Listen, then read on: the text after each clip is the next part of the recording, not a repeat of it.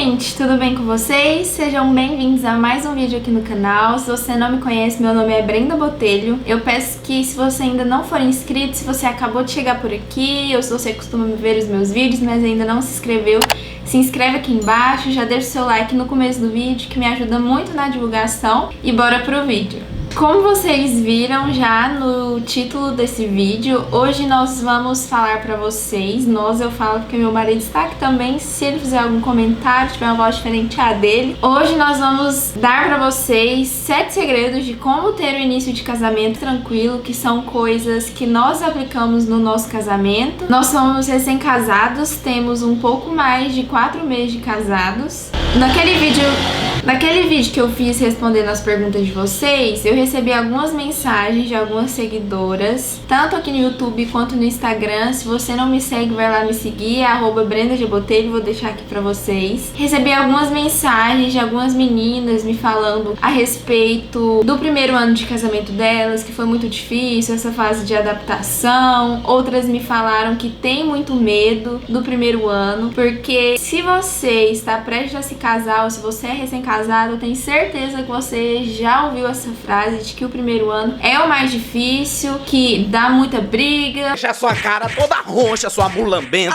dá tal crise do primeiro ano. Também tem aquela frase super conhecida quando você fala para as pessoas que você vai casar, né, que elas falam: pode vir que a água tá quentinha. Nossa, eu tenho uma raiva dessa frase, gente. Então é por isso que eu resolvi trazer para vocês essas 7 dicas, e na verdade vão ser 8 dicas, porque às vezes você pode estar se perguntando, né, nossa, ela é tão nova, acabou de casar, o que ela sabe a respeito disso? Eu vou explicar pra vocês como que nós sabemos disso, porque nós decidimos aplicar essas coisas na nossa vida, e vai ser a dica bônus no final do vídeo. Então assiste até o final pra você saber. Então vamos pro primeiro segredo. Não se cobre tanto na organização e limpeza da casa. Isso é algo que acontece com muitos casais, que aconteceu comigo com o Gabriel, que quando nós casamos, às vezes a gente quer provar pra nós mesmos, às vezes pros nossos familiares, que a gente dá conta do recado, que a nossa casa vai ser a casa impecável, limpa, organizada, e nem sempre vai ser assim. E eu e o Gabriel, nós passamos por isso. Quando a gente casou, o foco da nossa vida, do nosso dia a dia, era manter a casa limpa, a casa organizada. E, gente, e o que isso resultou pra gente? A gente não tinha tempo de qualidade junto. E a gente não entendia que era por causa disso. Quando alguém perguntava pra gente: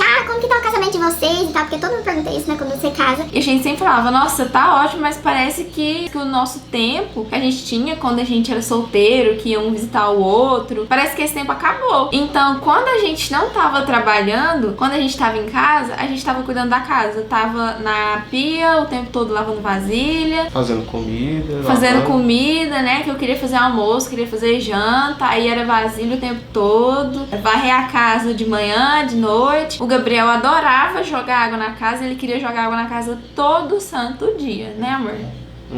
Então a gente passava o dia inteiro limpando casa. E quando acontecia de eu não conseguir fazer a limpeza daquele dia, às vezes dormir com a casa um pouco suja, eu me sentia assim, que eu tinha fracassado naquele dia. Porque nós nos cobramos muito. A gente às vezes sonha em casar, em ter a casa perfeita, a casa organizada. A gente idealiza algo que muitas vezes é irreal, entendeu? Como que eu e o Gabriel a gente saiu dessa, né? Foi a gente entender que dentro da casa vai existir vida. A gente tem que deixar que a vida aconteça. Então, se existe vida, vai existir sujeira, vai existir baguncinhas. Você entender, não tem problema, algumas vezes, você dormir com a casa um pouco suja, vez ou outra você dormir com louça na pia, vez ou outra, tá, gente? Todos os dias não. Então, foi algo que nós entendemos, sabe? Deixar a vida acontecer. Não tô falando, né, pra gente não limpar a casa nunca e tal.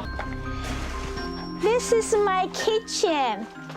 Mas pra você não se tornar escravo disso. Outra coisa que a gente entendeu no meio disso tudo é que se a gente não escolher tirar um tempo pra passar junto, esse tempo nunca vai existir. Então, se eu e o Gabriel, a gente não escolher, falar assim: hoje à noite a gente vai assistir um filme, a gente vai passar um tempo junto, né, ficar de boa, isso não vai acontecer, gente. Então, é você escolher, porque nunca vai existir um momento certo, nunca vai existir o tempo livre, até pra você mesmo. Se você não escolher, por exemplo, exemplo, tirar um tempo pra cuidar de si mesmo, né? Hidratar seu cabelo, fazer sua unha, esse tempo não vai existir. Então, em resumo, é isso, né? Desde que a vida aconteça na sua casa e escolha ter um tempo pra vocês. E o segundo segredo é: deixe as divisões das tarefas domésticas pré-estabelecidas entre vocês. Eu já vi muito casal que uma das maiores discussões do início do casamento era por causa das tarefas domésticas. Sempre um acabava fazendo mais que o outro, um ficava sobrecarregado. Claro que assim, gente, se um trabalha fora, trabalha mais do que o outro, né, acaba que um tem sim que ficar com essa responsabilidade maior. Mas é da obrigação da mulher limpar a casa? Não, gente, nada a ver. São duas pessoas que moram dentro da casa, são duas pessoas que vivem, duas pessoas que sujam, então tem que ser duas pessoas que limpam. É claro que existem exceções também, existem mulheres que trabalham como donas de casa e também não existe problema algum nisso. Então, como resolver esse problema, se prevenir disso, ou se você já estiver passando por isso,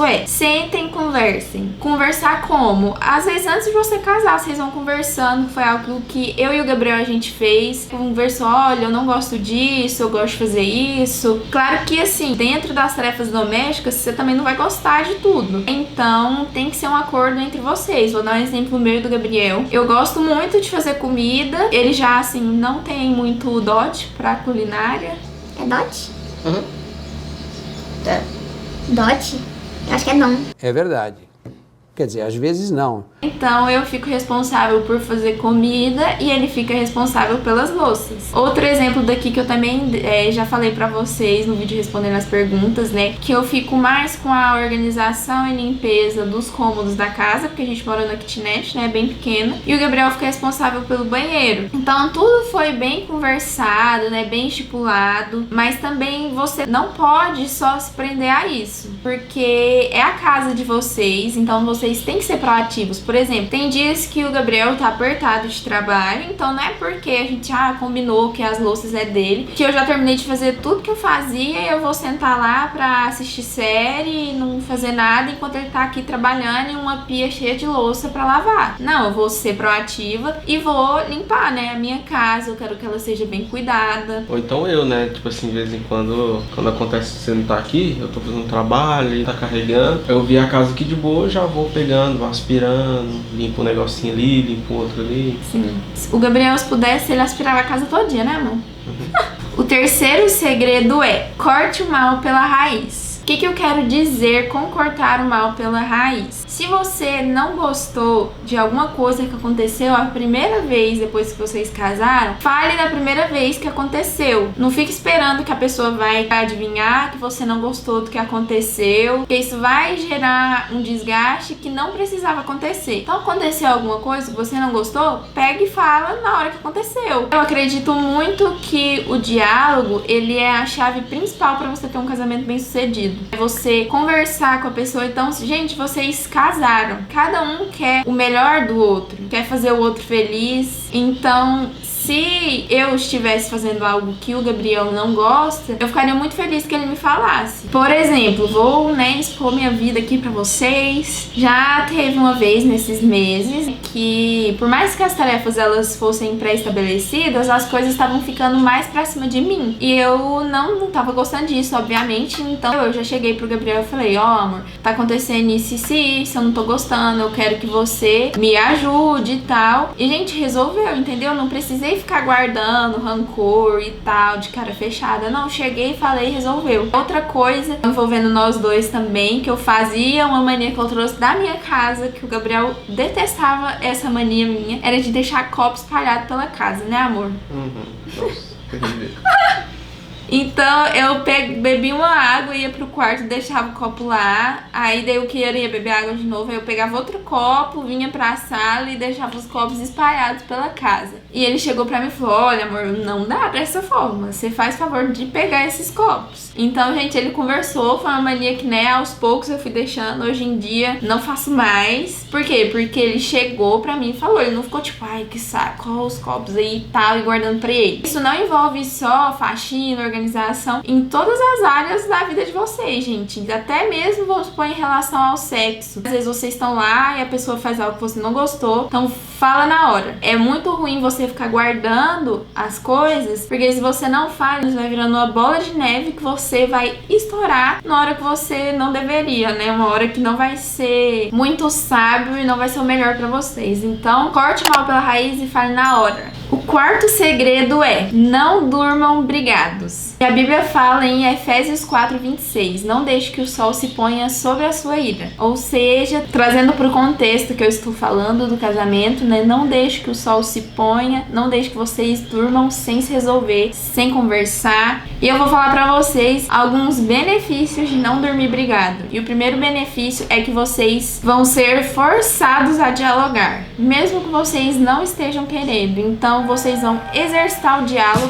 Isso é um investimento a longo prazo no seu casamento. Eu assisto muitas palavras, muitas palestras do Josué Gonçalves, e ele fala uma coisa a respeito do divórcio, que é: a morte do casamento é precedida pela morte do diálogo. Então é algo que nós temos sim que exercer, mesmo que a gente não queira na hora. O outro benefício é que isso vai nos forçar então a resolver o problema. Porque se você dormir brigado com seu cônjuge, das duas uma: ou vocês vão acordar no outro dia já brigado, já de mau humor, o dia de vocês vai ser horrível, ou a segunda opção, que é tão ruim quanto, é vocês simplesmente acordarem fingindo que nada aconteceu e se acostumar a não resolver os problemas de vocês. Eu vou até dar um exemplo meu e do Gabriel, que já aconteceu 2 vezes isso. A primeira vez foi logo no nosso primeiro mês de casamento, né, que ele tava trabalhando. Tem vezes que ele trabalha até altas horas da noite. E aí a gente acabou tendo uma desavença. Nós nos desentendemos pelo telefone. E como ele chegou tarde, eu já estava dormindo. E aí ele me acordou pra gente resolver o problema. E eu achei, assim, muito legal isso, muito interessante. E das 2 vezes foi desse jeito.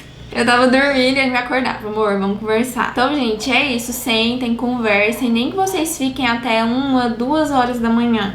Isso vai valer muito a pena pro relacionamento de vocês. O que você acha a respeito disso, amor?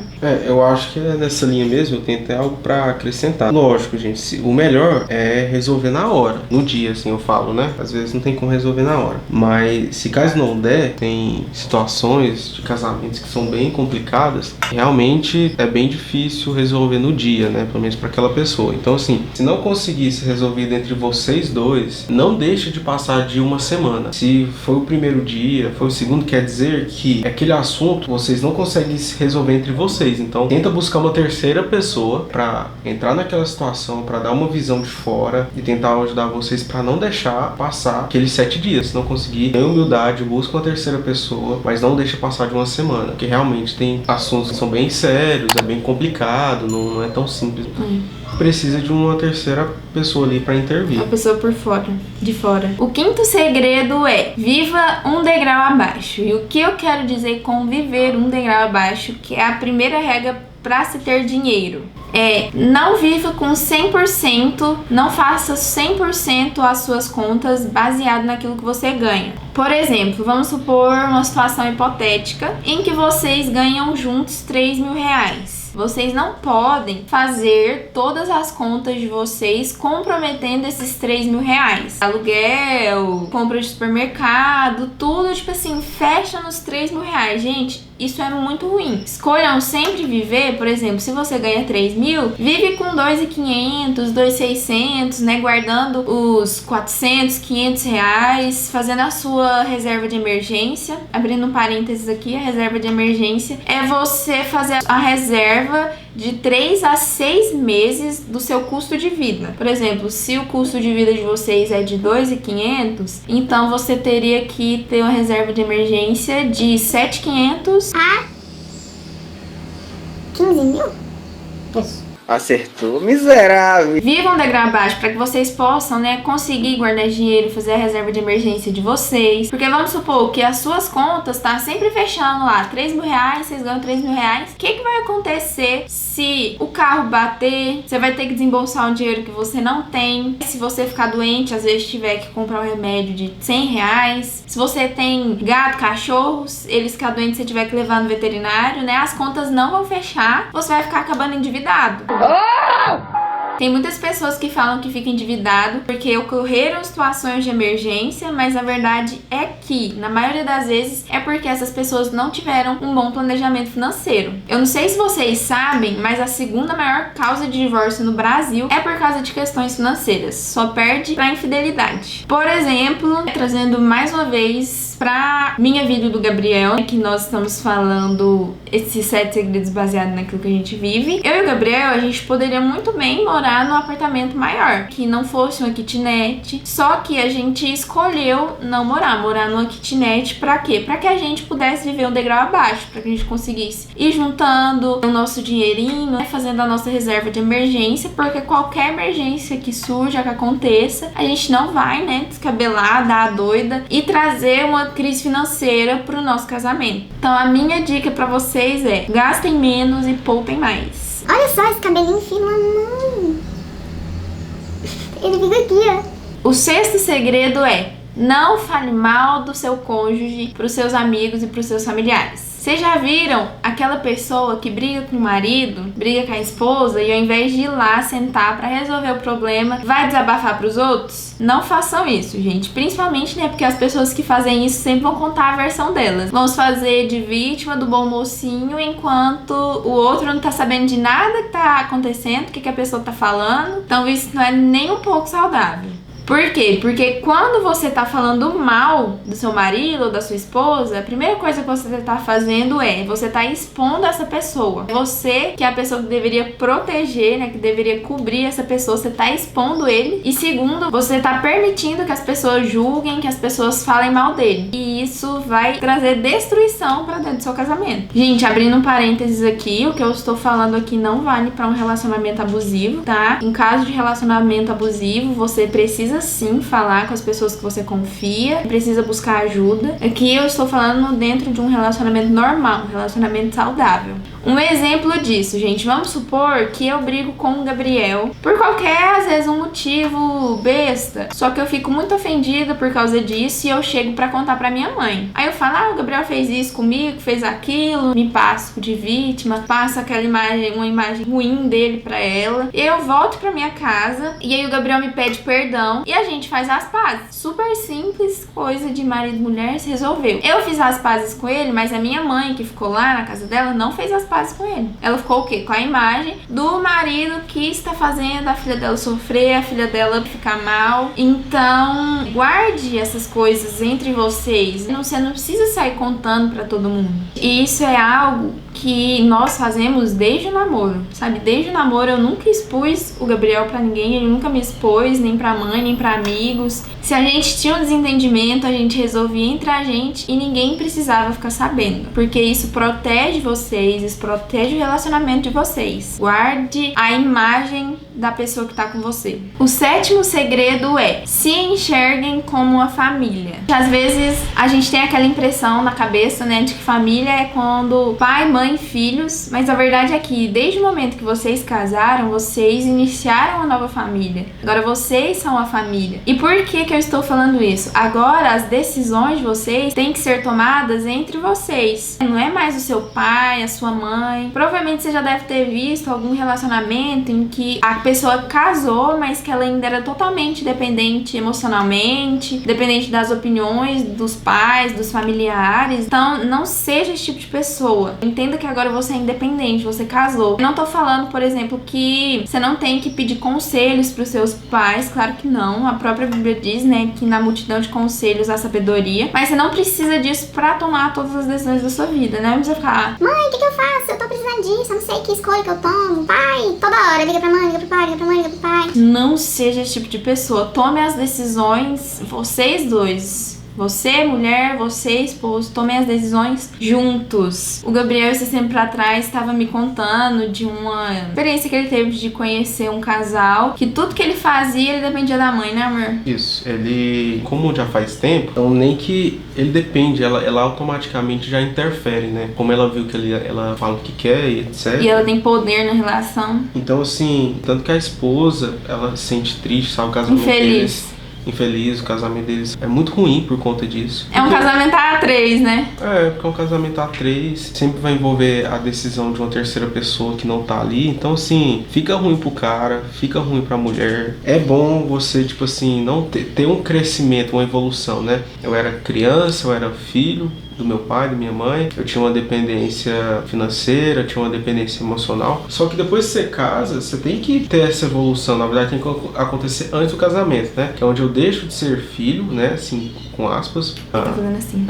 e você se torna homem, né, se você é mulher, se torna mulher, enfim, no sentido de quê? De onde eu sou alguém autossuficiente, emocionalmente, financeiramente, e eu me torno um com aquela outra pessoa, e a partir de agora nós vamos viver a nossa vida. Lógico, né? Não sei se você falou, isso não interfere em você pedir conselhos, etc, né? Tanto ajuda algumas vezes. Isso não tem problema. O problema é você se sentir dependente. O sentimento realmente é aquela coisa da criança, né? Do bebê, que envolve a falta da maturidade. Isso envolve até, gente, aquela dica que eu falei, né? De corte o mal pela raiz. Às vezes isso pode, você acabou de casar, se isso aconteceu a primeira vez, você já corta, entendeu? Não deixa isso, né, acontecer mais vezes e tal. Nesse mesmo aspecto, entra também de vocês se verem uma família, de que agora vocês são a prioridade um do outro, entendeu? Então, eu sou a prioridade do Gabriel, o Gabriel é a minha prioridade. Agora também que vocês estão casados, toda decisão ela tem que ser tomada em conjunto. Isso é bem importante, vocês sempre sentarem, conversarem, lembrarem que agora você tá com outra pessoa, que as suas decisões afetam outra pessoa. Então,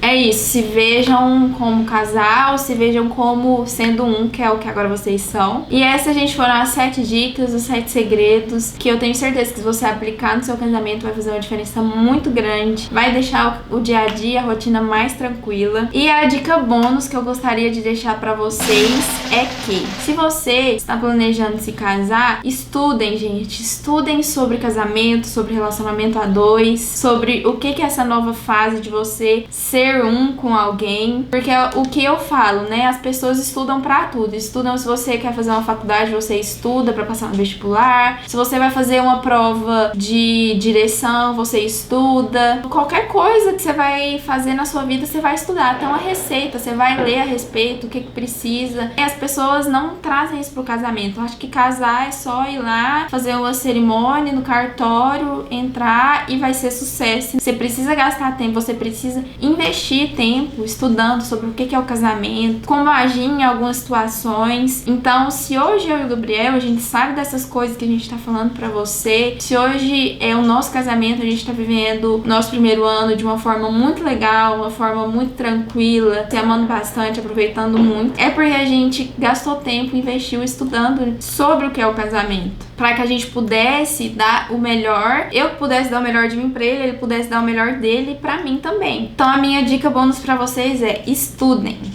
sobre casamento, estude o que é ser esposa, estude o que é ser marido. Esses dias eu falei no meu Instagram e um monte de gente falou, tipo, nossa, é isso mesmo, que é, muitas pessoas querem casar, mas poucas mulheres querem ser esposas e poucos homens querem ser maridos. Então, pra você entender isso, você precisa estudar o que é uma postura, né, de um esposo, o que é uma postura de um marido. Pode falar, mãe. E eu queria abrir um parênteses aqui, né, que ela falou, tipo assim, a gente tem um casamento tranquilo. Quando ela fala que tem um casamento tranquilo, eu vou colocar ainda mais, né, tipo assim, a gente tem um casamento tranquilo e um casamento normal. Que é o quê? Não quer dizer que a gente usa a palavra tranquilo, que não tem discordância, que não tem, tipo assim, olha, eu penso assim, mas eu penso assim, olha, eu gosto de fazer assim. Então, assim, pra gente é tranquilo, por quê? Porque a gente entrou no casamento sabendo que vai ter essas coisas. É natural do casamento saudável e o casamento, aspas, tranquilo, ter essas coisas. Então, tipo assim, pra gente tá sendo super de boa, porque a gente entendeu isso, sabe? Que isso é natural. Eu quero daqui, um exemplo, daqui a 10, 30 anos, falar, nossa, eu tenho um casamento fantástico, muito massa. Por quê? Porque meu casamento, ele é cheio de, olha, eu penso diferente, eu penso assim, mas a gente continua junto, pensando diferente, conversando, se resolvendo, tendo problemas e continuando junto, um do lado do outro. Então, assim, isso é normal no casamento, sabe? Gente, longe, tipo assim, de mim, eu não quero passar pra vocês que o nosso casamento, ele é o casamento perfeito. Como eu falei pra vocês, demonstrei várias situações de discordância entre a gente, mas que a gente decidiu sentar e resolver, entendeu? Essa é a diferença, né? De você brigar e ficar por isso mesmo, e dois querendo falar e ninguém querendo ouvir, entendeu? Então a gente tem esses momentos de discordância. O nosso casamento não é o perfeitão. Então pra você que às vezes tá assistindo esse vídeo e tá falando, nossa, eu acabei de casar e eu nunca parei pra estudar, ou então eu tô pra casar e eu nunca parei pra ler a respeito, eu vou te indicar algumas pessoas que eu assisti muito no YouTube. Tem palestras, tem palavras, tem livros que você pode investir, que eu vou citar algumas pra vocês, vou deixar escrito aqui. A primeira, que é uma mulher que me inspira demais, que é a Dev Tyrus. Ela e o marido dela, o Larry, também tem palestras aqui no YouTube. Incríveis, incríveis, incríveis. Tem também a Ângela Cirino, que inclusive é minha conterrânea aqui de Goiânia. Mulher, assim, incrível, fantástica. Tem também o Josué Gonçalves. Tem o pessoal do Jesus Cop, que fala muito sobre casamento, que são também, assim, incríveis. Por exemplo, gente, a Dev e o Larry, eles também têm livros que são fantásticos, são incríveis. Os livros mais famosos dela, né? Que é a experiência do lar, a experiência da mesa, ele diz, ela diz, que são assim incríveis, gente. Então invistam, sabe? Tem muito conteúdo e muito conteúdo gratuito aqui, no próprio YouTube pra vocês. O Dizascope mesmo acabou de lançar um curso pra noivos e recém-casados, que eu e o Gabriel, a gente tá doido pra fazer. A gente não sabe se vai conseguir fazer por agora, mas você consegue. É um curso que você compra ele, o preço tá bem legal, eu te indico demais fazer. E é isso, gente. Invistam no casamento de vocês. Eu espero muito que esse vídeo tenha sido bom pra vocês, tenha educado vocês, porque o meu desejo é que todo mundo tivesse um casamento, assim, bem saudável, bem legal, bem divertido, que você e o seu cônjuge sejam amigos, se divirtam, vivam sempre sendo mais amigos, mais próximos. E é isso, gente. Eu espero demais que vocês tenham gostado desse vídeo. Se você gostou, clica aqui embaixo em gostei, me ajuda demais na divulgação. Se você ainda não se inscreveu, finalizou o vídeo, desce aqui e se inscreve. Compartilha para casais que você conhece, que são recém-casados, que estão noivos, que às vezes pode ajudar eles também. E vai me seguir lá no Instagram. Vou deixar aqui pra vocês, é @BrendaDeBotelho. Lá vocês podem me acompanhar no meu dia a dia, diariamente. Tá bom? Um beijo e até o próximo vídeo. Tchau! Dá um tchau aí, amor.